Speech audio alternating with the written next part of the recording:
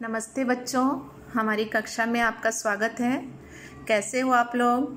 आशा करती हूँ आप सभी अपने अपने घरों में स्वस्थ और अच्छे होंगे।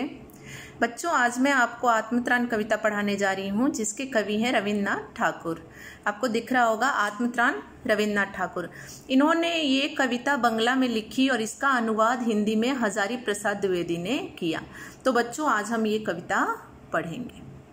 आज मैं इस कविता की व्याख्या और प्रस्तुति करने जा रही हूँ, ध्यान से सुनिए।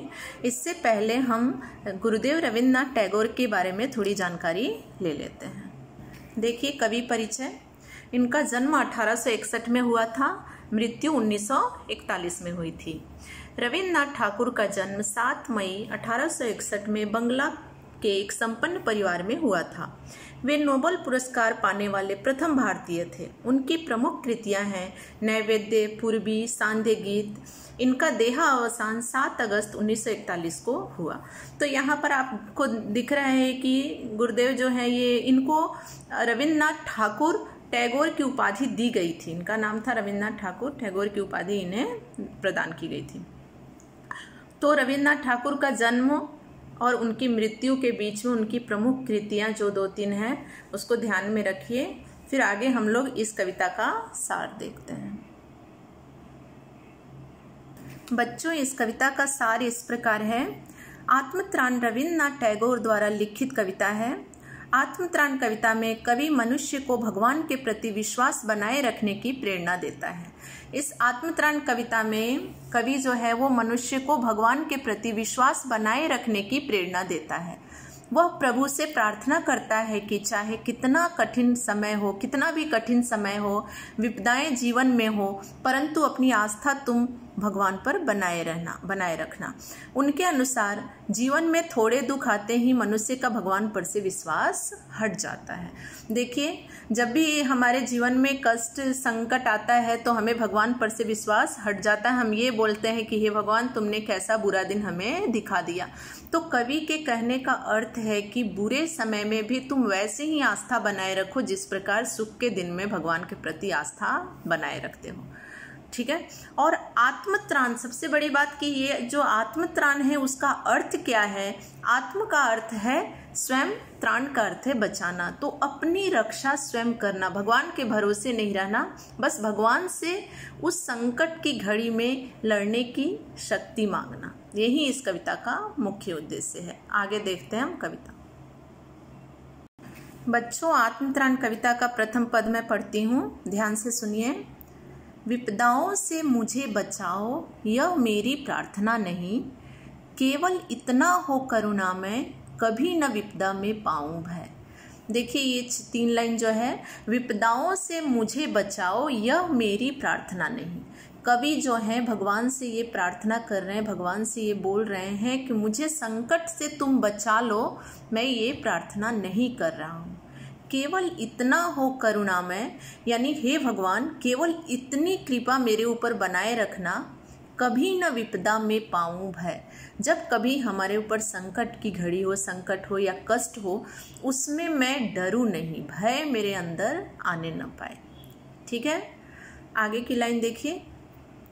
दुख ताप से व्यथित चित्त को न दो सांत्वना नहीं सही, पर इतना होवे करुणा में, दुख को मैं कर सकूं सदा जय। देखिए, दुख ताप से व्यथित चित्त को, जब हमारा मन, चित्त का अर्थ होता है मन, हृदय, जब हमारा मन बहुत दुखी हो, उस समय मुझे आपकी सांत्वना नहीं चाहिए। ये कवि बोल रहे हैं भगवान से कि हे भगवान, जब मेरा मन बहुत दुखी हो तब उस समय मुझे आपकी सांत्वना नहीं चाहिए। सांत्वना का अर्थ होता है कि दिलासा देना। उस समय मुझे आपकी सांत्वना नहीं चाहिए, पर इतना होवे करुणा में, लेकिन इतना जरूर करना हे भगवान कि दुख को मैं कर सकूं सदा जय, कि मैं उस दुख पर विजय प्राप्त कर सकूं। यानी जो भी दुख मेरे जीवन में आया है, उस दुख में मैं डरूं नहीं, अपने आप को मैं वैसे ही रखूं जैसे मैं सुख के दिन में भी खुद को रखता हूं। यानी कि मैं दुख पे विजय प्राप्त कर लूं, वो दुख मुझे हिला ना सके, इतना बस मेरे ऊपर कृपा रखना। यानी उस दुख को सहने की शक्ति मुझे प्रदान करना। आगे देखिए। कोई नहीं सहायक न मिले तो अपना बल पौरुष न हिले। अगर कोई कहीं मुझे सहायक न मिले, मदद करने वाला नहीं मिले, तो भी मेरे अंदर का जो हिम्मत है वो कभी भी हिले नहीं, कभी भी डगमगाए नहीं। हानि उठानी पड़े जगत में, लाभ अगर वंचना रही, तो भी मन में न मानुच है।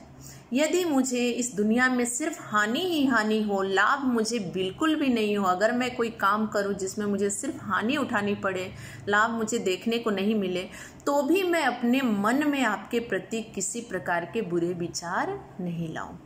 तो देखा आपने, इसमें कवि सिर्फ एक ही बात बोल रहा है कि चाहे मेरे ऊपर संकट हो या मेरा मन दुखी हो या कोई मुझे मदद के लिए न मिले या फिर मुझे इस संसार में सिर्फ हानि उठानी पड़े, हे भगवान मेरी मदद मत करना, लेकिन इन सारी परिस्थितियों से बाहर निकलने की शक्ति मुझे प्रदान करना। ठीक है, इसकी व्याख्या हम लोग पढ़ते हैं। देखिए इसका अनुवाद। प्रभु, आपके लिए मेरी प्रार्थना खतरे से मुझे बचाने के लिए नहीं है।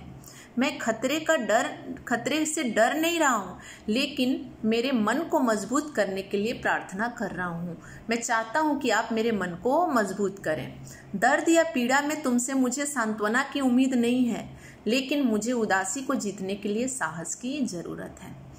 यदि मुझे एक साथी नहीं मिल रहा है तो मुझे अपनी पीड़ा स्वयं सहने के लिए सक्षम बनाना। तो कुल मिला के भगवान से यही प्रार्थना की जा रही है कि हे भगवान, मुझे हर परिस्थिति में, हर दुख में, हर कष्ट में लड़ने के लिए शक्ति प्रदान करो। मैं खुद को बचाने के लिए प्रार्थना नहीं कर रहा हूँ, मैं हार न मानूं इसलिए मैं आपकी मदद चाहता हूँ। कवि ये बोल रहे हैं कि मैं अब स्वयं की रक्षा के लिए आपसे प्रार्थना नहीं कर रहा हूँ, मैं हार न मानूं इसलिए मैं आपकी मदद चाहता हूँ। मेरा बोझ हल्का करने से मुझे दिलासा नहीं चाहिए, लेकिन इनायत से बोझ उठाने के लिए मुझे प्रेरित करते रहें। जो भी मेरे ऊपर बोझ है, संकट है, उसे मैं समाप्त करने के लिए नहीं बोल रहा हूँ, लेकिन उस संकट को मैं सह लूँ, मैं इसके लिए आपसे प्रार्थना कर रहा हूँ। ठीक है, तो ये कवि जो हैं एक ही बात भगवान से प्रार्थना कर रहे हैं कि हे भगवान, मुझे हर संकट से मत बचाओ, लेकिन उस संकट की घड़ी में मुझे हिम्मत दो, साहस दो। तो बच्चों, आज हमने आत्मत्राण कविता के प्रथम पद को पढ़ा। आपने देखा कवि कैसे प्रार्थना कर रहे हैं भगवान से कि मुझे संकट से मत बचाओ, लेकिन संकट से लड़ने की शक्ति प्रदान करो। इसके आगे का एक पद वो हम लोग अगले सत्र में पढ़ेंगे। तब तक के लिए धन्यवाद।